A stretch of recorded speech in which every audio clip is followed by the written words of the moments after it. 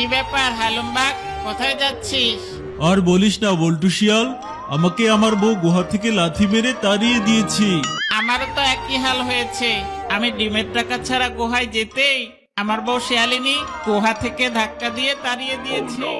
শিমুলতলি জঙ্গলে বল্টু নামের এক বোকা শিয়াল আর হালুম নামের এক বোকা বাঘ বাস করত।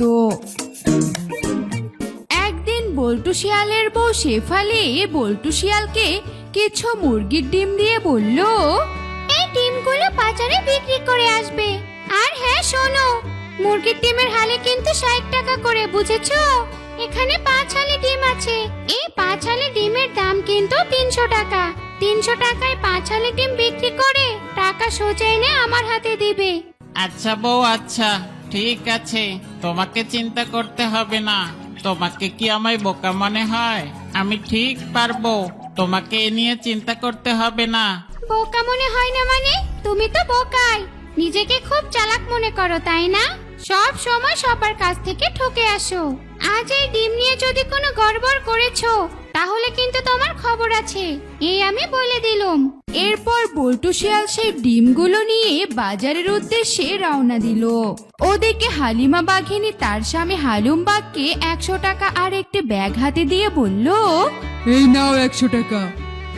এই 100 টাকা দিয়ে আজ একটু মাংস কিনে আনবে, অনেক দিন থেকে মাংস খাই না।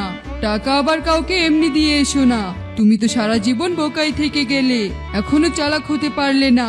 আরে বউ, তুমি যে কি বলো না, আমি যে চালাক। আমার মতো চালাক প্রাণী এই জঙ্গলে দ্বিতীয় কেউ আছে?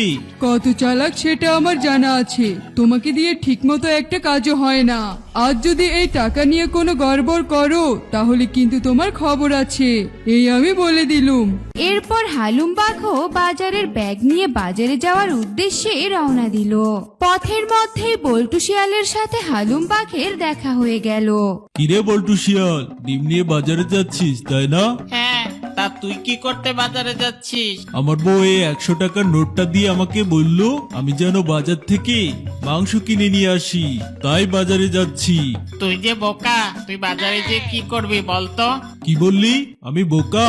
আমি যদি বোকা হই তাহলে তুই হচ্ছিস ডাবল বোকা। ইহ, ইহ, ইহ, নিজেকে খুব চালাক ভাবিস তাই না? আচ্ছা, তুই যদি চালাক হোস তাহলে বলতো আমার মাথায় কি আছে। এটা যদি বলতে পারিস তাহলে এই ডিমগুলো আমি তোকে দিয়ে দিব। আর যদি না বলতে পারিস তাহলে তোর ওই 100 টাকা কিন্তু আমাকে দিতে হবে। এটা কোনো বিষয় হলো?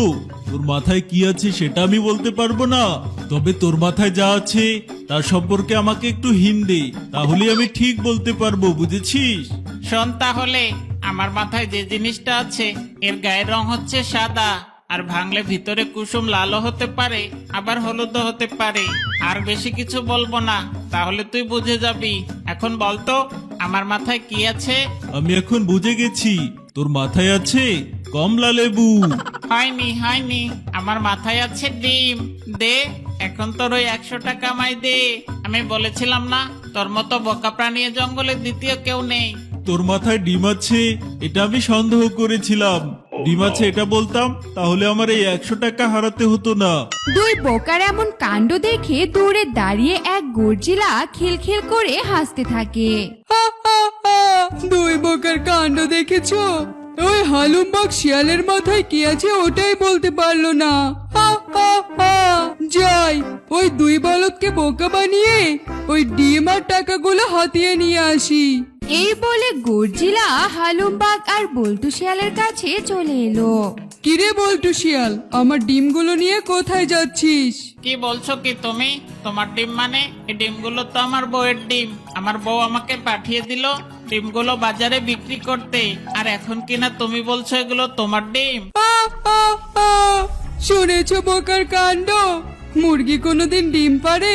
তুই কখনো দেখেছিস যে মুরগি ডিম পারে? এই হালুম বাঘ, তোর কি মনে হয় মুরগি ডিম পারে? সত্যি তো, আমি তো কখনো মুরগিকে ডিম পাড়তে দেখিনি। নিশ্চয়ই এই বল্টু শিয়াল মিথ্যা কথা বলছে, ডিমগুলো আসলে ওর নয়। এই ডিমগুলো হচ্ছে আমার।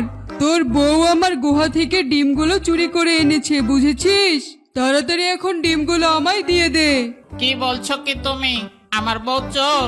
সত্যি তো দেখছি আমার বউ অনেক খারাপ হয়ে গেছে। মুরগির ডিম চুরি করে এনে আমাকে বিক্রি করতে দেয়। আমি আর কখনো এই চুরি করা ডিম বিক্রি করতে আসবো না। এই নাও তোমার ডিম। এই হালুম বাঘ, তোর টাকাটা আমায় দে। কেন? এই টাকাটা আমি তোমায় দিব কেন? এই টাকা দিয়ে তো আমার বউ বাজারে মাংস কিনতে পাঠালো আমায়। শুনেছ বোকার কাণ্ড? এই টাকা তোর বউ আমাকে দিতে বলেছে। এতটুকু রাস্তা আসতে না আসতে ভুলে গেছিস আমি যে তোর বউয়ের কাছে টাকা পাই, এটা তুই জানিস না? কি বললে? এই টাকা আমার বউ তোমার কাছ থেকে ধার করে নিয়ে আমাকে বাজার করতে পাঠিয়েছে। আমি আর বাজারই করব না। এই নাও তোমার টাকা। এখন আর কোনো কথা না বলে সোজা যে যার গুহায় চলে যাবি, ঠিক আছে? যাওয়ার সময় একদম পেছন ফিরে তাকাবি না। যদি তাকাস তাহলে দুজনের চোখ উপড়ে ফেলবো। গর্জিলার কথায় ভয় পেয়ে হালুম বাঘ আর বল্টু শিয়াল যে যার গুহায় চলে যেতে লাগলো। হা, হা, হা। দুই বোকা বলদকে বোকা বানিয়ে কেমন ডিম আর টাকা হাতিয়ে নিলাম। এখন এই 100 টাকা দিয়ে তেল মশলা কিনে ডিমগুলো গুহায় নিয়ে গিয়ে ভুনা করে খাবো। হা, হা, হা। কি ব্যাপার, ডিম বিক্রি করে এত তাড়াতাড়ি ফিরে এলে যে? টাকা এনেছো? টাকা? কিসের টাকা? আমি টাকা কোথায় পাবো? শুনেছ বোকার কথা? তোমাকে যে ডিম বিক্রি করতে বাজারে পাঠালাম, সেই টাকার কথা বলছি। ডিম? কিসের ডিম? কিসের ডিম মানে? মুরগির ডিম। তোমাকে আমি মুরগির ডিম বাজারে বিক্রি করতে পাঠালাম না? মুরগির ডিম? মুরগি কি কখনো ডিম দেয়? এই, তোমার কি হয়েছে বলো তো? তোমার মাথা কি খারাপ হয়ে গেছে নাকি? মুরগি ডিম দেয় না তোকে, তুমি ডিম দাও? আরে ধুর, আমি কেন ডিম দিতে যাব? তুমি যখন ডিমগুলো নিয়ে আমাকে বাজারে পাঠালে, হঠাৎই পথের মধ্যে ওই গর্জিলা দিদির সাথে দেখা হলো। ওই গর্জিলা আমাকে বলল মুরগিরা নাকি কোনোদিন ডিম দেয় না, তুমি নাকি ওই ডিমগুলো ওর গুহা থেকে চুরি করে এনেছো। এই কথা বলে ওই গর্জিলা আমার থেকে ডিমগুলো কেড়ে নিল। আমি কি করব বলো? হাই হাই রে, হে বোকা স্বামীকে নিয়ে আমি কি করব? কি সর্বনাশটাই না করে এসেছে দেখেছো? আমার এত কষ্টের ডিমগুলো গর্জিলাকে দিয়ে এসেছে। আজ থেকে তোর ভাত বন্ধ। তুই এক্ষুনি এখান থেকে চলে যা। আমি তোর আর মুখও দেখতে চাই না। এমন বোকা হাদারাম স্বামীকে নিয়ে আমি কি করে সংসার করব? এই বলে শেফালি শিয়ালিনী তার স্বামী বল্টু শিয়ালকে ধাক্কা দিয়ে গুহা থেকে বের করে দিল। কি ব্যাপার?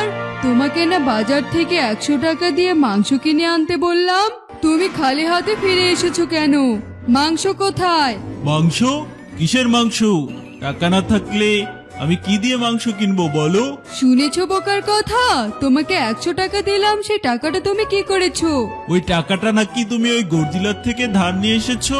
বাজারের পথে যেতেই ওই গর্জিলা আমার থেকে টাকাটা কেড়ে নিয়েছে। টাকা ছাড়া আমি কি করে মাংস কিনে আনবো বলো? হায় হায় হায় রে, হে কি সর্বনাশ করেছে! ওই পাজে গর্জিলাকে 100 টাকা এমনিতেই দিয়ে এসেছে। আমি কখনোই গর্জিলার থেকে টাকা ধার করলাম? ওই গর্জিলা তো তোমাকে বোকা বানিয়েছে। না, তোর মতো হাদারামের সাথে আমি আর কোনো সংসার করব না। তুই এক্ষুনি এই গুহা থেকে বেরিয়ে যা। এই বলে হালিমা বাঘিনী লাথি মেরে হালুম বাঘকে গুহা থেকে বের করে দিল।